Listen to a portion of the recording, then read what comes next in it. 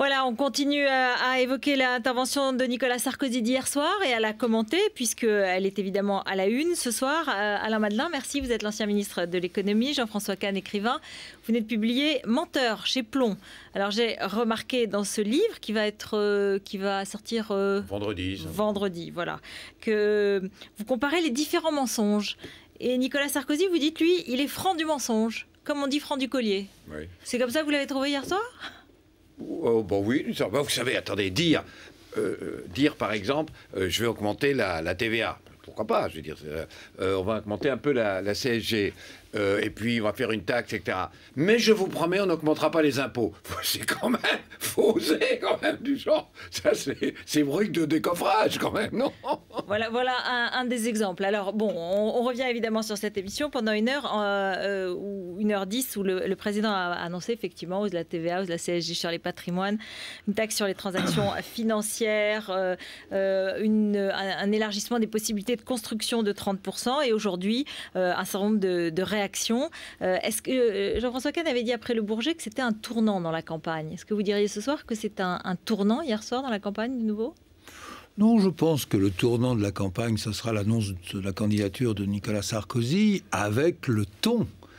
Et à mon avis, les annonces un peu tonitruantes, enfin le nouveau Sarkozy, quoi, qui va arriver, qui se présentera pour 5 ans, ça sera son dernier mandat et ça lui donnera peut-être une position assez forte pour rebattre un peu les cartes de la campagne. Hier, il a fait une intervention dans laquelle il a avancé un certain nombre de cartouches économiques, dont pour ma part, au moins sur la TVA sociale, je pense que c'est une erreur et une faute. C'est une erreur économique dans la mesure où c'est une vraie baisse de pouvoir d'achat pour des avantages totalement chimériques ou microscopiques.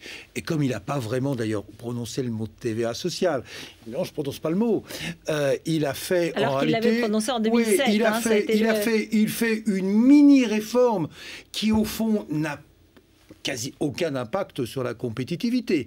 Ça représentera, j'ai fait le calcul, au mieux 0,3-0,4% de baisse des prix pour une entreprise industrielle moyenne à 20% de main-d'œuvre. C'est-à-dire, c'est tout petit. Et encore, à condition qu'effectivement, tout soit répercuté sur le consommateur. Comme le président de la République nous dit, il a raison d'ailleurs, que toute la hausse de la TVA ne sera pas répercutée in fine dans les prix pour le consommateur, parce qu'il y a, il a relativement, donc ça fera 0,2, 0, enfin, c'est microscopique. En revanche, c'est un mauvais signal. C'est un mauvais signal pour la compétitivité des entreprises, parce que je pense qu'il ne faut pas faire croire aux entreprises que la compétitivité, même s'il y a des problèmes de coût du travail, il va se faire par le coût du travail, il va se faire par l'investissement, par la créativité, par de nouveaux produits, par une nouvelle offre. C'est comme ça. Enfin, nos concurrents, ce ne sont pas les Chinois, nos concurrents, ce sont les Italiens, ce sont les Allemands.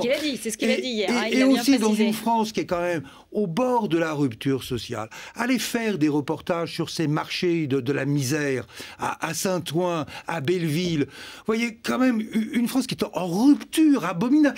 Quelques euros, c'est pas grand-chose. Mais dire à cette France-là qu'on va leur prendre quelques euros pour les donner au patron, non, franchement, c'est un mauvais signal. Alors, quelqu'un qui a dit, d'ailleurs, je sais pas qui a dit, au fond, il a commencé son septennat en prenant un peu aux riches, il va le finir en prenant un peu aux pauvres. En donnant un peu aux riches, et il va le finir en prenant un peu aux pauvres.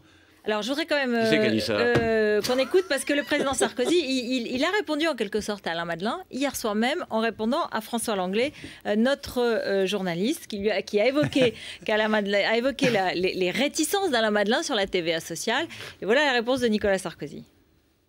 D'abord, j'ai beaucoup d'amitié pour Alain Madelin, mais comme vous le savez, je n'adhère nullement à ses thèses sur le libéralisme sans frein et sans limite. Franchement, la dérégulation totale de la finance ne devrait pas être l'exemple. Voilà. J'ai beaucoup d'amitié pour le président de la République. En plus, c'est vrai. Non, mais en plus, on s'en va, si on vous gêne, voilà, tout va bien. Tout ce que je dis sur la TVA, je lui ai dit. Donc, voilà, il vous a rencontré, il vous a demandé. Et puis, vous en avez parlé, je veux dire. Il m'arrive de le voir de temps en temps, je suis assez franc avec lui, j'ai une vraie amitié pour lui. Mais si je ne fais pas de politique avec lui, c'est que j'ai des désaccords. Sinon, je serais engagé, ce que je ne suis pas aujourd'hui.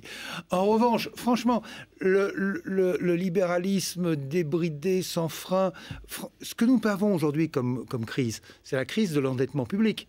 Hein, et cette crise de l'endettement public, c'est la crise de l'étatisme un peu débridé et sans frein, non? C'est pas de la... En tout cas, sans frein pour la défense publique. Voilà, ça c'était la réponse donc d'Alain Madelin à Nicolas Sarkozy. Bon, il vous a pas cité, il vous a pas cité Jean-François Kahn, mais je suis sûre qu'il pensait à tous les reproches que vous lui avez faits. Parce que, effectivement... Donc comment vous l'avez trouvé, vous, globalement, sur la forme d'abord? Moi, je trouve toujours que dans la forme, il est assez bon. Franchement, il est assez bon. Moi, la remarque que je voudrais faire, peut-être qu'on aura le temps de revenir sur le fond, sur l'aspect économique, mais que je voudrais faire, qui est le problème président-candidat. Personnellement, c'est son droit de rester président jusqu'au bout. Vraiment, c'est son droit. En plus, je pense que c'est son intérêt. En vérité, je crois qu'il a raison, c'est son intérêt. Mais quand même, on choisit, on est président ou on est candidat.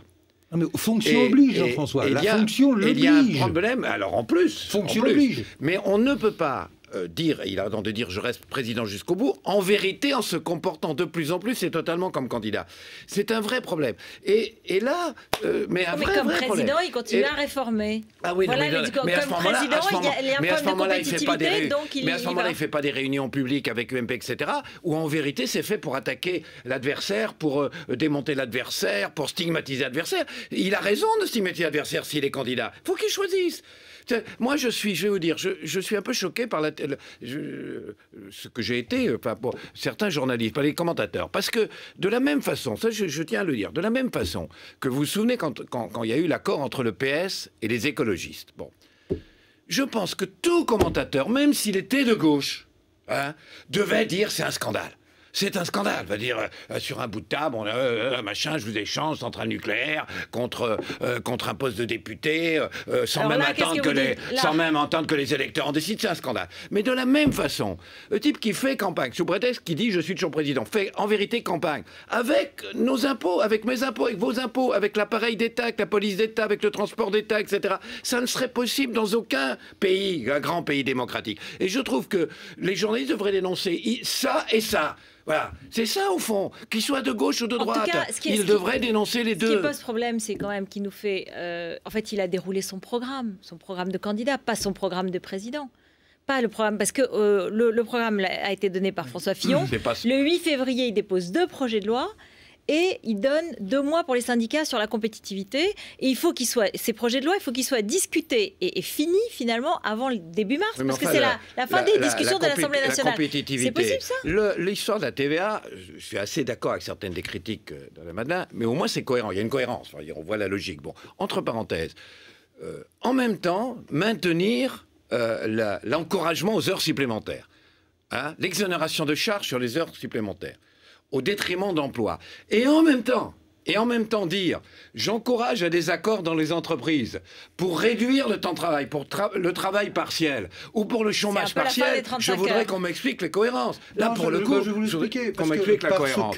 Parce que vous pouvez avoir très bien, sur le territoire national, la coexistence d'entreprises qui ont besoin d'un peu plus de souplesse pour augmenter la durée du travail parce qu'il y a des excès de commandes, et puis l'autre qui sont en panne de carnet de commandes, donc qui ont besoin... Mais j'ai pas dit que ça était critiquable, je dis qu'en revanche, à ce moment-là, on n'encourage pas systématiquement au détriment de l'emploi les heures supplémentaires. Vous avez besoin de souplesse sur le marché du travail, et je ne reprocherai pas au président de la République de s'engager dans cette direction, sauf que... On en a beaucoup. Sauf que, effectivement, je vous l'ai dit l'autre jour, 67% en CDD, c'est de la souplesse. Hein. C'est pas tout à fait ça. C'est-à-dire qu'en réalité, pour des raisons juridiques bien établies en France, le salaire, c'est un élément essentiel du contrat de travail. Et vous ne pouvez pas modifier le salaire sans l'accord du salarié. Et c'est ce qu'on essaie de faire en mettant les syndicats un peu dans le coup. Ça ne marchera pas. Ça ne marchera pas. Mais je dis que c'est incohérent. Mais juste un mot, Jean-François. Vraisemblablement, ça ne verra pas le jour terminer d'un mot quand même quinquennat. Non, mais sur le fond de ce qui est engagé, tant du côté de Hollande que du côté de Nicolas Sarkozy. C'est-à-dire que nous mettons aujourd'hui la croissance et la compétitivité au cœur de la campagne présidentielle. Ça, c'est bien. C'est une excellente chose. J'avais désespéré en 2007 que ce soit, plouf, totalement absent du départ. L'ennui, c'est, comme je viens de le dire, à mon avis, la façon dont on l'a engagé à ce stade Nicolas Sarkozy dans son intervention hier, c'est un peu court. Et la façon dont l'a fait Hollande la semaine dernière, même si je partage plutôt le diagnostic de Hollande, ce qui compte, c'est l'investissement. Mais les mesures qu'il met en face sont dérisoires, voire extrêmement dangereuses, comme la surtaxation des capitaux qu'il propose, qui fera fuir le capital et l'investissement. Mais je voudrais à ce propos, justement, parce qu'il y a eu on voit bien, la stratégie consiste à dire, c'est le courage contre la démagogie, de la stratégie de l'UMP. En vérité, je pense qu'il y a, pour une fois, il n'y a de démagogie ni dans un sens ni dans l'autre. Il faut reconnaître que dire « je vais augmenter la TVA », pour le coup, c'est pas démagogique. Dire, comme l'a dit Hollande, je vais augmenter, je vous annonce d'1% les prélèvements obligatoires, dire que c'est démagogique, il faut quand même le faire, franchement, donc c'est pas démagogique. En revanche, il y a du courage ni d'un côté ni de l'autre. D'abord, je vous signale qu'ils font plaisir l'un et l'autre à leur clientèle. L'un, quand il dit je vais créer 60 000 emplois dans la fonction publique dans l'enseignement, c'est bon, il fait plaisir à sa clientèle. L'autre, avec la TVA, supprimer les charges patronales et les transformer en TVA, il fait plaisir à sa clientèle qu'est le patronat. On fait plaisir chacun à sa clientèle. Mais surtout, ni l'un ni l'autre ne nous disent, ou alors quelque chose m'a échappé, aucun des deux nous disent dans quel domaine ils vont faire une économie. C'est-à-dire qu'on est confronté à ce problème de la dette. La dette, il y a des gens qui ne veulent pas entendre ça. La dette, c'est qu'aujourd'hui, l'ensemble des impôts, les recettes des impôts, ça sert à payer les charges de la dette. Et si on veut dire, mais attendez, ce que vous donnez, vos impôts, il faut quand même, justement, s'en servir pour l'investissement, s'en servir pour le progrès social, s'en servir pour l'université, s'en servir pour la santé. Il faut qu'on règle ce problème de la dette, évidemment, et pas monter à 100%. Et donc, pour ça, il faut absolument sabrer dans les dépenses. Aucun des deux Et là, il y a des tabous, parce que vous parlez de courage, le tabou. Pourquoi? Peut-être que on a fait des bombes nucléaires, enfin, on a fait une force de frappe nucléaire pour résister en Union soviétique. Pourquoi c'est un tabou de dire est-ce qu'il faut continuer à dépenser au terre pour les centrales nucléaires?